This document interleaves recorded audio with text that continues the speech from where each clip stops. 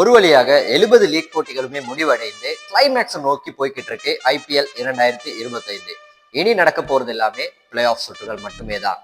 நாளை மறுநாள் ஞாயிற்றுக்கிழமை, அடுத்த செவ்வாய் இப்படின்னு 4 நாட்கள்ல IPL முடிவுக்கு வரப்போகுது. ஒரே சீசன்ல தன்னோட அத்தனை அவே கேம்ஸ்லயுமே ஜெயிச்ச ஒரே டீமாக ராயல் சேலஞ்சர்ஸ் பெங்களூர் அணியினர் நேற்றைய நாள்ல சாதனையோட 2வது இடத்துல முடிச்சிருக்காங்க.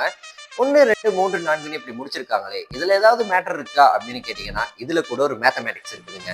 என்னன்னு பாத்தீங்கன்னா 2011ஆம் ஆண்டுல இருந்தா பிளே ஆஃப் அப்படிங்கிற முறைமை அறிமுகப்படுத்தப்படுது. அதுக்கு முன்னாடி எல்லாம் சாதாரணமா செமிஃபைனல்ஸ் விளையாடி ஃபைனல்ஸ் விளையாடுறது தான் IPLலயுமே இருந்த ஒரு போக்காக இருக்கு. அப்படி விளையாடும் போது குவாலிஃபயர் 1ல புள்ளிப்பட்டியல்ல 1ஆம் 2ஆம் எடுத்த அணிகளும், எலிமினேட்டர்ல 3ஆம் 4ஆம் இடங்களை பிடித்த அணிகளுமே விளையாடுவாங்க. இது எல்லாருக்குமே தெரிஞ்ச விஷயம் தான். ஆனா முதல் 2 இடங்கள்ல பிடிச்ச அணிகள் எத்தனை வாட்டி கப் அடிச்சிருக்காங்கன்னு உங்களுக்கு தெரியுமா?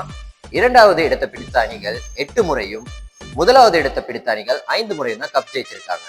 ஆக RCB ஃபேன்ஸுக்கு ஒரு சின்ன ஹோப் இருக்கலாம் இந்த முறையும். ஆனா எலிமினேட்டர் விளையாடி இது வரைக்கும் ஒரே ஒரு டீம் தான் IPL கப்பை ஜெயிச்சிருக்காங்க. அது 2016ஆம் ஆண்டுல சன்ரைசர்ஸ் ஹைதராபாத் அணியினர்.